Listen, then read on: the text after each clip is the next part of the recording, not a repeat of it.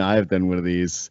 I'm terrified that you're about to press. You have this one button on our software that makes it look as though our heads are floating in space together or For in an some reason, it's like auditorium. I'm like one of Yeah. those old people that like technology just doesn't work for, and I touch one thing and I everything know. explodes. It does. And you just literally right before we go to air, you're like, what if I just touch Gotta one tweak thing? Like, one no, please don't touch the thing, buddy. Do not resist the temptation to touch the thing. It's Leafs talk. Yeah, like I mentioned, you and I haven't done one of these in a little while. That was a weird game because it was fun. There were some really good moments, but there was a lot of I'm not really sure what the story of the game was. What was the story of the game to you? Story of the game for me was that Nashville's not good, but they're also Mhm. not bad. That felt like they were the computer generated team that Yeah. I sent a text to our group at one point in the third period was like, this is the game where when you have an elite superstar or two, they're supposed to do a thing or two that no one else on the ice can do, and then you just win the game 2-1. And that is literally how the game unfolded, where the team with the two superstars did a superstar thing, and otherwise the game just kind of happened. Yeah, it's funny because I had Hal Gill on my podcast today, right? And I mostly had him on to talk about one of my sneaky favorite Leafs teams, which is the '07 team where they missed the playoffs because of a shootout. Your Islanders got in, the grease Yes. bag. Yeah. Yeah. That So big poke check. yes, exactly. The Islanders get in. Leafs have an exciting game that just kind of gets lost to history against the Canadians that closes out the season. This big up and down game. But I asked him. I went like, I wasn't trying to be rude, but what is Nashville's understanding of Connor Bedard? Because to me, what the Predators are is the worst thing that you can be in sports right now. Like, same thing with the Raptors. And sadly, I think same thing with my Seattle Seahawks. And this is why I have reservations about it. Like, you see special talent at the top of a draft, and you just know your team is not it. Like, you don't have a lot of special to you. You know you're flawed, and that at the end of the day, like, okay, Nashville could crawl into a playoff spot, and Saros is good enough to potentially steal them a series. But, like, they're a team with a couple of guys, right? Yossi is good. Yeah, Yossi. And, well, I like Forsberg, too. I do. He does, like, Forsberg kind of disappears for moments, but he does, like, the odd play where he reminds me of, a cool soccer player that scores a nice goal every once in a while. If you know, were like doing a list of your favorite players in the league or the best players in the league or guys you'd want, he's like 45th. Yeah, I think that's fair. That's probably low. You're putting. I would have him higher. I like him, but I think it might just be because again, he reminds me of like a mercurial soccer striker. Right. And he had that goal tonight. And I don't know about you, but one of my favorite things in all of professional sports is just when someone, and especially with hockey, is when someone just has that little patience. Because my brain is just Mr. Panic. You know, I have no Bash thought it into of the goalie. ever. Yes, of course. Like the idea of me being in a big spot like that and someone just doing that so cool is like, ooh, my brain is just mash it. Like you need some mashers too. Listen, you can't have all the patient guys. Yeah, I know. So I like Forsberg. I liked him tonight. But you're right. I think you texted to us that, hey, just feel like Nashville was waiting around, and that was just waiting kind of how that game. Yeah, and then Nylander was like, okay, I'll facilitate that. Yeah. I guess to me, the story is just I was watching Nylander play up the middle all night and seeing how that was going to work out for them because we've all had our takes about what the Leafs should add come deadline time, and it actually changes for me all the time. I've tried not to be a weather vane, but it really does. Like you see tonight, their blue line I thought got a little exposed with turnovers. It's just a lot on Mark Giordano's shoulders. He has to make another just sprawling diving play to keep the game alive, and you're going, it's probably not the kind of plays you want the oldest player in the league to be making routinely. Right. But I keep thinking they probably just need to add another center at some point, unless you really believe that in a pinch, Holmberg or Kampf can get up there. And then there's a scary moment with Kampf, of course. But yeah, what did you think of Nylander's game tonight up the middle? Because it started really hot. He gives up a goal, like the Forsberg goal is with him right in front of him. Yeah. But overall, how would you grade it? You know, it's almost like it was so expected. Like I can't give it an A+. It's not a failing grade either. It was kind of what I thought you would see from him, which is that there is some risk and some reward. He's more involved. He's going to be, create some chances out of it.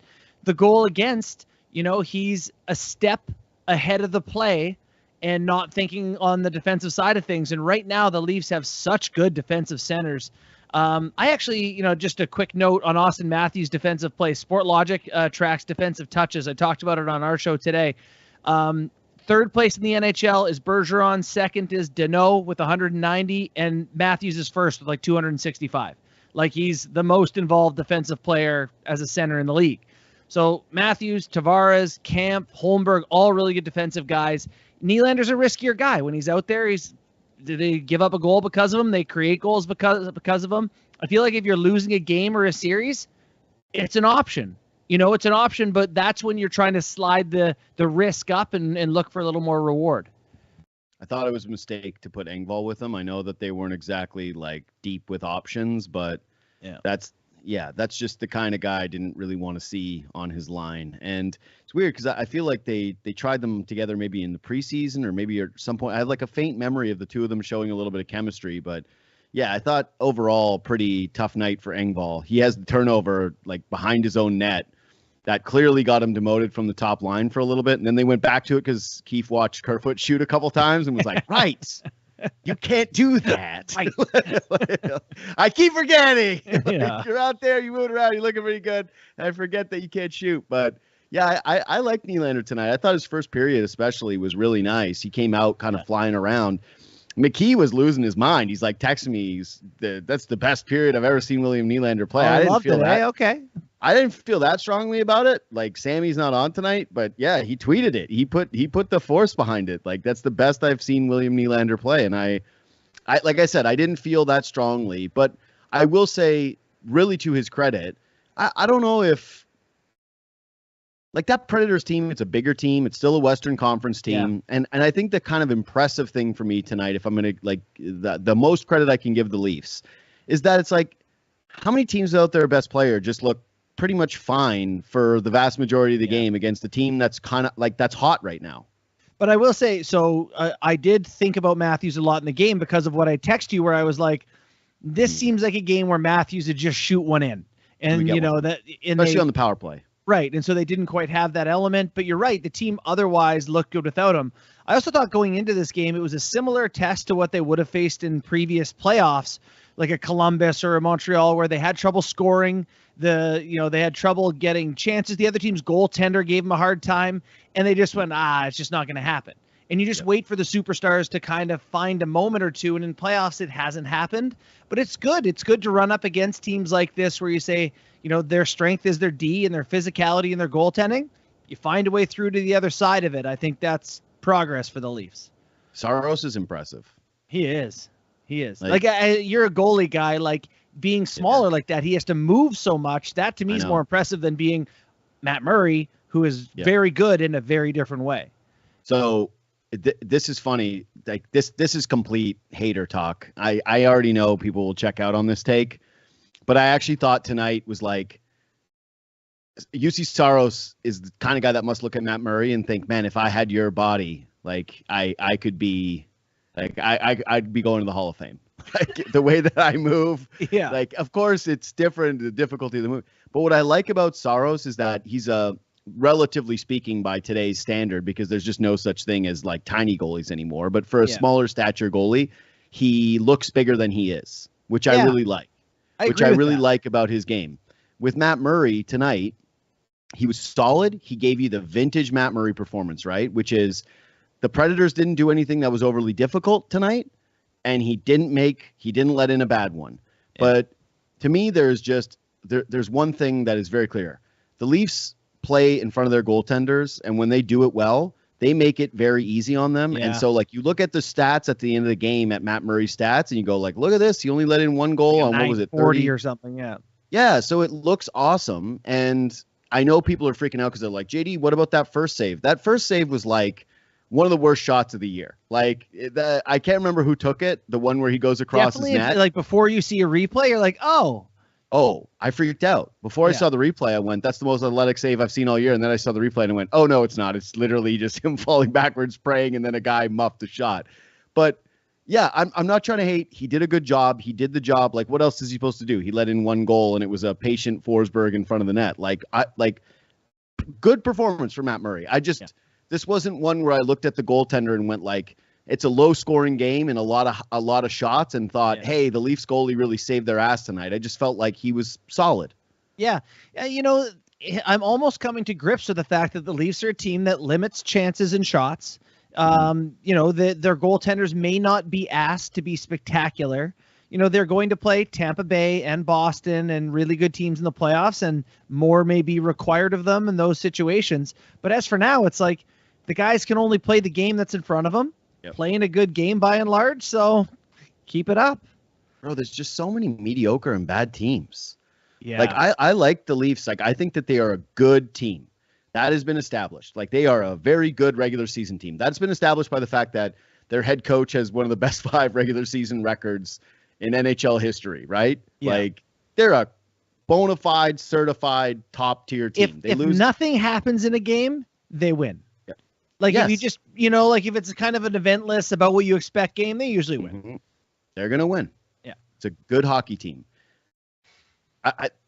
Again, this isn't to try to take anything away from them. This is probably a weird Leafs talk. People are hating on this one because they just won a game, but there are just so many nights where I watch them and I'm watching the opponent and going, what is it you say you do here? Like, I'm Office Space where I'm like, what's the direction of this franchise? Like, what are you guys trying to do? And I've never felt so down on the league from the standpoint of like, this is the salary cap thing is finally taking its toll. Yeah. Like, there are just every so day many. I'm grateful I do a Leaf show. I thank God. Oh my God. Could you imagine watching that Preds team every night? Yeah. Oh. Detroit. I know. Listen, I know. Every day I'm grateful it's the Maple Leafs. And the fans Ducks. should be too. At least the Ducks, though, you're like, hey, you could get drunk on the Ducks post-game show. Like, there's no one watching. Just get obliterated and be like, man, Zegras one of these days could be really great. Like, that's every show you have to do. Like, Mason McTavish, he's going to be I don't know what the hell you do with that product, but it just I'm so excited for Saturday night against the Bruins. I know. I'm just like, please don't be a bad game. Like, please don't one of these teams just no show because I need this. Like, I need to see some good hockey because, I'm just tired. There's a piece of me that thinks the Leafs, you know, so Kyprios wrote a column recently where he was like, all that matters to me is like the remaining games against Boston and Tampa. Otherwise, you know, it's 35 other exhibition games or whatever. So part of me wonders if the Leafs haven't looked at their schedule and they're like, yeah, like Matthews has a little nagging whatever. We're going to be fine against Nashville and Detroit. You know, Brody's kind of got a little bit of a whatever. We're probably okay for a couple of games. We could use getting Timmins in. So Boston, I think you see their full lineup. I 100% agree. Yeah. I think what the Leafs are doing right now is load management. Like nagging, injury, guy out. The rib thing is a little You just can't say load management or they fine you. So they're like, yeah, it's hockey. Everyone's got something. They fine you, you get ridiculed, like you can't have it. But what they're doing is clearly that. There is absolutely, like from the sounds of things, 0% chance that Austin Matthews would miss a game if it was of any consequence. Right. Like this is part of the other thing that I'm down about the regular season is that the playoff format stinks and Gary Bettman just won't capitulate. Like he will not admit that they did something that isn't working. Like what are the rivalries that we've really gotten from this playoff format? Like what's been the payoff? Like you don't think that Boston, Toronto works without this? Like that they could have met potentially, that the good teams could meet in the Stanley Cup playoffs without having it geared this way? Like we've gotten one Battle of Alberta. I know, it's ridiculous. And I'm just thinking about it. So if you go 1 versus 8 old format, they're the second best team, I think, or thereabouts, third best team. So they're probably getting like the Islanders or the Penguins or someone like that in the first round. You know, they beat box in the first round more than likely. Like it's just, you know, the way, I don't know. I know it's, of course it's midseason, so we're grousing about this, but it's like, you know, you want the best teams to be in it at the end. You want the best teams to be in it in the conference final and whatever. Anyway, but we're not going to be able to change it. Bourne, though? No, but this is why we're complaining about though, is because it already feels like we've always been told, you know, people who observe the Leafs, like the regular season doesn't matter. The regular season doesn't matter. And a lot of times I've pushed back on that. Like I do, because I've always thought, and the Leafs actually deserve a lot of credit, because to me, the regular season has mattered this year because of the defensive buy-in of the group. Like, they seemingly have taken the way they played last year in the playoffs into games like tonight, where you just mentioned it, where you drop the puck and they're going to win. They're the better team. They don't play down to their competition the way that they used to. They're pretty solid team defensively, like every single night. You just mentioned that Matthews stat, like about the defensive touches. It's funny because he doesn't play on the penalty kill, and so he'll never get brought up in Selke conversations, but he absolutely should be. Like, I'm not just being a homer. I watch the league every night. There's no 5 better defensive forwards in the NHL than Austin Matthews. Like, what are we doing here? He's clearly should be in the conversation. And if you look at just like fan ballot stuff or some things, midseason award columns, I was looking through them, rifling through, I didn't see his name anywhere, right? Like Marner's ahead of him, which fine, he kills penalties, whatever. Matthews is elite defensively, like elite. I think it shows a sign of maturity for him that he's dedicated himself to that side of the ice as much as he has. Go on down the line. Like, the Leafs are a really good hockey team that pretty much every night plays well. And I should be more invested in this, but again, flat cap has resulted in a lot of their opponents where I feel like the North Division, where I'm going, okay, they were good, but what am I really measuring this against? Like, how am I supposed to take away what they did against Detroit? And then number 2 is like, well, you're not fighting to get ahead of Boston. That's already done. And do you really care if Game 7 against Tampa is in Toronto or in Tampa? Like, I don't. You do a teeny tiny smidge of a smidge, but like in the grand scheme of things, it's not. I can't pretend like that's life and death for me. I just can't.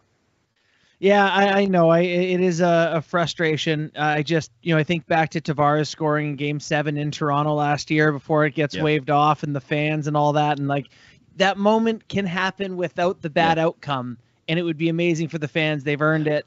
Anyway. I want home ice. I'm just saying that the reward of an extra home Boston's game against gonna trip on their feet at some point for a week. So, like, again, I don't get to watch Boston. Like, I watch every Leafs game, so I flip on them whenever. And the last game I actually watched them play was against the Ducks. Like, and I didn't watch the whole game. They put I up watched a touchdown against they did. Actually, it was one of my favorite live bets of the year. I bet them -1.5 when they were up. They were up a goal already, and the line was -147. And I was like, I will be putting a heavy amount of money on this. And guess what? They touchdown. They just look good. And like the Allmark thing looks real. And you know what I really think about with them? And maybe this is a little bit of a preview for Saturday because it matters. Their top pairing is just like, they just have studs at the top. And this is the one thing with the Leafs. And I actually think that this popped up a little bit tonight with no Brody. Leafs made quite a few turnovers tonight. Gio had a really bad one in the second period, but I'm not going to knock Giordano. He makes the right play 999 times out of 100 or 1,000. Timmins had 3 like egregiously bad turnovers in the third period tonight. He's getting comfy. And it was a bit of a reminder of like, oh right, that's what those guys do. By the way, I thought Liljegren was good tonight. Yeah, like I thought Liljegren had a really solid night, but Timmins made a bunch of mistakes. They were kind of like sloppy with their blue line, and they didn't really have a guy that I felt back there where you went, oh, you feel really great about player X. The team is great, but position for position, they're just kind of vulnerable back there compared to what Boston has, I would say. I even felt like, protecting a 1-goal lead with a minute left, and you got Gio and Hall as your D pair. Mm-hmm. I like it. It's fine. But like, I want Brody out there first among Toronto Maple Leaf defensemen, of course, in those minutes. So, couple other guys to get to tonight. Do you want to talk Bobby McMahon? Yeah, we can. I thought that I noticed him early, and then I didn't ever again. Yeah. Okay. Yeah. I knew coming into the game, it was like, I thought there's a chance that he would look good because all the scouting reports are he goes north, he skates fast, he's big and he's strong. It's like everything you're hoping. If there's this great play too, the diving one-hander to Kerfoot, your first NHL game, you create this chance and Alex Kerfoot can't put it away for you. Wouldn't that kill you? Well, I think this is so funny because he makes a spectacular play here. And I like to believe that in that moment, things slowed down, right? Like he made that play and things slowed down. This goes. Yeah. He's like, I'm going to be on talk shows. Like everyone's going to be talking about my play. And I'll probably get a second game on the back-to-back here. Like, they can't take me out of the lineup if I get a point and it's a spectacular play. And then he sees it's Kerfoot who's like receiving. He's like, don't worry. Like, he's like, I'll just go back to the bench. Like it is what it is. It's like it never happened, right? Yeah, pretty much. But yeah, so nice play by him. And you did notice the north-south stuff. And like, it is nice seeing a guy. And I say this about Dryden Hunt, and I've been saying it over the last couple of games. I like having guys in your bottom six, especially in a regular season, who know like what they're there to do, and he clearly does that. But yeah, it's hard for me to get. I don't want to through the guy. It's just like hard for me to get too excited. I noticed him early, and then I was like, I didn't know if they put him back on the ice again, like after the first. I will say there has been this push for the Leafs just to have some guys in their bottom six who do their job on the right side of the play. They forecheck, they hit, they just do the right things. You can rely on them. And I was watching them tonight, and I was like, I think they got too many of those guys. Yeah. Like it's good to have a few of those, but it's like Holmberg, great when you have a bunch of other guys who are skilled. Hunt, great when you have a bunch of other guys that are skilled guys. Aston Reese, same thing. Camp, same thing. All of a sudden you're looking, you go, who's going to shoot it in the net? Yeah. Like it's got to be it had to be Marner, Tavares, or Nylander tonight, it felt like. And it was. And again, getting kind of back to, I guess, what the theme of the game was for me, it was, man, they have a real decision. We spend a lot of time talking about trying to add on that top six, trying to add some like this luxury piece for Tavares and for Marner. And I know McKee hates this. He hates the idea of like Matthew Nyes coming up from college and being guaranteed the shot. But to me, it's like, nah, you have him at least to give a look to and see. And Yarncroc has been fine in this role now. Like his numbers have jumped up enough. And I just think there's enough ways where you can be creative with it that it's not a priority. It's the luxury ad. It's like if you're at the deadline and you strike out on a bunch of things and there's like a Timo Meier sitting there and the Sharks are going, we got to get rid of this. And you missed out on the top blue liner and you missed out on Taves. All right, like let's get something done. Sure, right? Like that's the luxury Dubas has. But to me tonight was a reminder of like, no. The two deadline needs are you need a third line guy who can at least maybe have a little bit of finish and a little bit of toughness and just bring an identity to the third line or a defenseman who can eat some quality minutes and you're not kind of terrified of when he has to make a play the other way. Yeah. Yeah, the offensive thing is like you look at the teams that win Stanley Cups, and I hate to even mention a guy like Kadri, playing down the lineup. Someone like that's really helpful. But these your original idea. Yeah, like these teams have someone down there who is an offensive threat, and so where's it going to come from the Leafs? The top guys get shut down. It's a close game. Where's Max Talbot? Where's the random guy who can surprise you with one? Could it be Engvall? Sure. Could it be, could be anyone. He has 0 goals in 17 playoff games, Engvall. I'll keep saying it. It's my favorite stat, right? But it's just, and that's what people say. That's the reaction I get every time I tell people. Not many.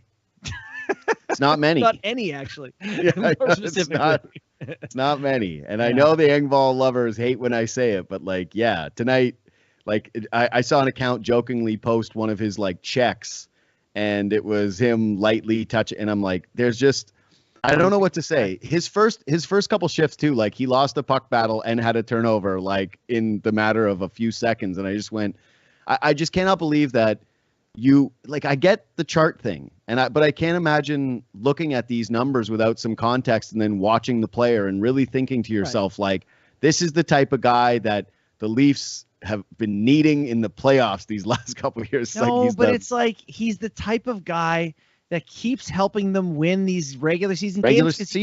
He's sneaky at like, there's not many guys in your lineup who, when they start skating with the puck, you're confident they're going to pull away from the people chasing them and get it in the other zone. Like, he's a fast skater, a big, long, rangy guy.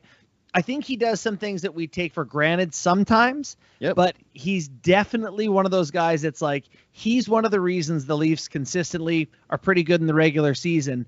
He doesn't seem to have the like smelling salts moment of like being able to freelance during a stressful moment to do something neat, creative, thoughtful. Like he just he has raw abilities. I don't think he's thinking while he's playing. He's just a bubble hockey man. He's fast Freddie Gauthier to me. That's not nice. Well, I don't know how else to say it. Like, he's fast Freddie Gauthier. Like, he's you're right. He's built for a regular season. And if this was soccer and the goal was to accumulate the most points to get to the top of the table, I'd be like, yep. But it's not. You need to build the two different teams. And it's the challenge of building a hockey club, right? I don't think you do better at his salary, though, now. Like, he's here. He's on the team in playoffs. Oh, see, my dream is that he's involved in a deal for something come deadline time. Yeah. Like, if you think about it right now, there is going to be a crunch if Nyes comes up to play the left wing. It's very clear that Engvall is not a center and that he's best on, like, that left side. Yeah. And my dream idea would be that the Leafs end up adding Nyes. He actually works out for them. I don't need him to be a star, but yeah, I think of like how people got excited about Andreas Janssen when he came up that one year, the first year against the Bruins. Yeah. And I'm hoping like, hey, if Nyes can be kind of like a version of that come the end of the season, that would be a really nice push for them. But then, yeah, come deadline time, I think that other teams would covet a guy like Engvall, who's cheap, who's probably going to stay cheap, who's a good regular season player, who's going to accumulate some points fast, like fits with your team better. Again, like you mentioned the thing about, hey, you have too many guys like this, right? When they've been bringing in all these. And I think that's clear on a night like tonight where they just have 0 guys who can score. That you go, well, you can't really give up an Engvall because at least there's a hope and a prayer he's going to score for you there. To me, like the jury's kind of out. Like my opinion's kind of set. I don't think that he's the type of guy that's going to help a team like the Maple Leafs that doesn't have some of the things that he's missing as well in their top skill players. Yeah. And yeah, I think you need to get that somewhere in your lineup from somebody who plays. And so removing him seems to be kind of like it's a belief of mine. Hey, prove me wrong. I'll be happy to be wrong. I really would. For if sure. the Leafs win, be happy to be wrong. It's funny, like I am drawn to these players that have personality, and I don't think that's a fan aspect. I mean, guys who have, normal reactions the way Michael Bunting, he gets into things with people. But like I like Dryden Hunt. I feel like he reacts to people in moments and situations, rather than just being robo players. They don't have a ton of that. I think back to the playoff series against Tampa, when Nick Paul is talking about Engvall and Brandon Hagel's trying to fight Engvall. And Paul's like, he won't even fight Engvall. He won't even fight Hagel. He won't even fight Hagel. Yeah. Sorelli's running his mouth. Braden points in your face. The Kucherov is, has got his surly moments and his crafty ways. But I don't know. I feel like you need to have some personality, some awareness, some engagement in the emotional aspects of the game. That's the word for me, is the engagement. I don't feel like that's there enough. And I feel like that is what you are going to need come playoff time. And that's going to become the difference where it really shows up. And that's why you can be a guy that, people will always say that the playoffs is a small sample and that 17 games overall isn't all that much compared to blah, blah, blah, blah, blah. Like, I think that that's the reason why that sample is there. Is come playoff time, it's about guys who get engaged. It's about guys who can maintain that level. And he does maintain his level. It's just like, it's not the one you want. Anyway, I hate making him a whipping boy like I do, because it's funny. Like, he was playing with Nylander tonight, and when Nylander was playing well, I went, poor Engvall has taken up he has soaked up all of the old Nylander criticisms, and it's like the guy with the face that doesn't really look like he's there all the time, the natural talent, different size. Really out skated all of the hate, and Engvall just picked it up in a bag and put it on his back. He's just carrying it. That big old giraffe, he's carrying the load. We got to talk about the missed call on Camp. We didn't mention it from the game. But can we run that, Dave? Because it's just... So I've been the guy on the power play who parks at the far blue and stretches, cuts across. Essentially, if you can find a gap between the opposing D, get a pass, great. If not, you're building some momentum to get in on the forecheck like this Nashville player. But it's your responsibility to get out of the way of the players. They're skating backwards. That's their ice. They're claiming it. This is entirely on the Nashville player. Clips him in the head. It's a brutal play and an obvious penalty. Mm-hmm. Yeah, I like that the caption is, did the refs miss this call? And they did. They clearly sure did. Look at it. I mean, he's He's got tons of ice on either side of Camp. There's not really an excuse for it. And the way he clips him is really dangerous. I was going to say, I actually think that this is this is a dirty play. Maybe suspendable. I was just going to say, I don't like to think the worst in this stuff. And I'm it's a fast game guy. And we take this thing, we oftentimes overreact when we try to call for 25 game suspensions and whatever. I just think it's an extremely hard job, right? Everyone loves getting mad at the NHL player safety department because they're you never get it right. There's no consistency. It's because the game, there's not a lot of consistency always with the plays. There's all kinds of different mitigating factors. It's really hard. That one to me, it looks like he can see him all the way. And that one to me, Niederreiter is oops, and he gets him in the head. He's kind of aiming for it. If he gets a game, I wouldn't be shocked. But the fact that all the officials missed that, and then they huddle together and they blow the play dead, and they all get together. This is one of those things where I don't know why they don't use common sense every once in a while. Just how do you think Camp fell on his own? Yeah, he's laid out on the ice and he didn't have the puck. So what should we do here? Did anybody see it? Well, I didn't have a clear look. Okay, well, yeah, we got to call this one. Let's just call this. I used to, in that role on the power play, time it so if I wasn't going to get a pass when I was directly behind that Camp player when the puck would enter the zone. So basically when they went to turn, they'd get tangled up in me or they couldn't get back on it, or I'd at least establish body position, maybe clip the guy, touch a heel, something like that. But where you are on the ice there. And I'm not a big call for a suspension guy. And I don't even know if I would here, but I would at least, if I were in that department of player safety, say to the other guys, hey, what do you guys think? Because it's at least worth a discussion. I think he knew he was there. Yeah.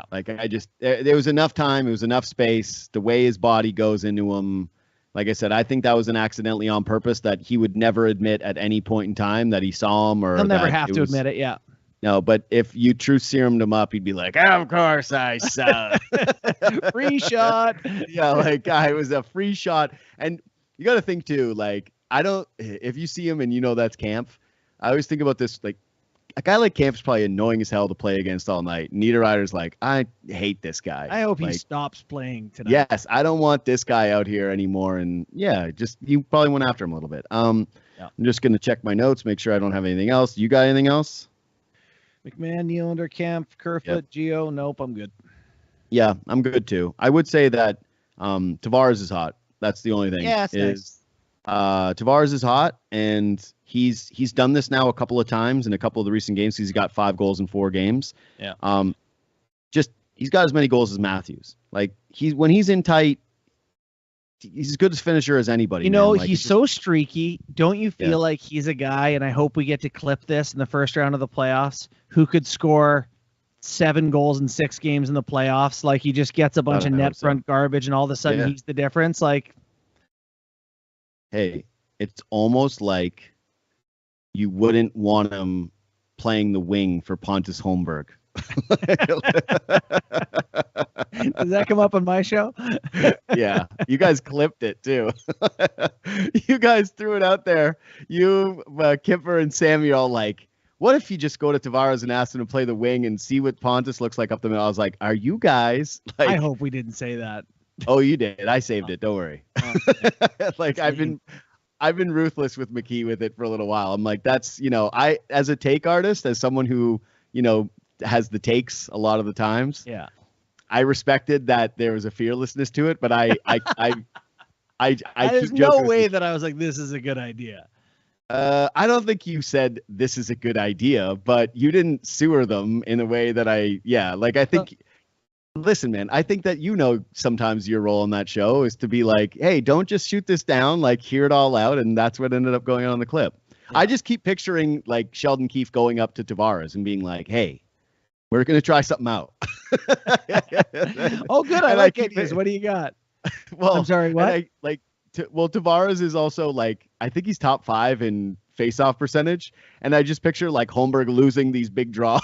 Big draw, and Tavares just looking at the bench and finally showing a little bit of personality and anger. If he allowed that to happen, I think it's just like you could call him a bona fide loser for allowing that to go down. No, it was brought up, and I thought, oh, this is a good one. I went, this was too far. The push for Pontus has officially gone too far. We've already, it's halfway through the year with the first round already teed up. We've had some takes. Eric Carlson was a Leaf the other day on our show. It's been, we've had more. I've been doing Eric Carlson for the Leafs like all year long. I support that take. Like I'm into that take.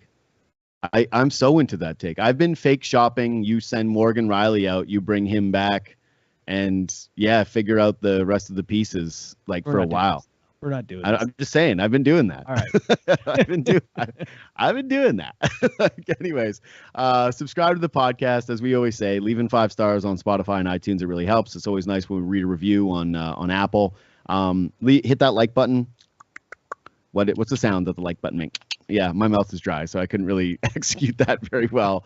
And then, we're back on tomorrow night, Sammy and I. And then, Saturday nights, as you know, we won't be live, but it'll be up pretty quick. The reaction to the Boston game, obviously a big one. So, Sam and I will probably go a little bit long on that one. And then, follow on Twitter and Instagram at JD Bunkis, at JT Bourne. And we will catch you tomorrow. Thanks so much for watching. Thanks so much for listening.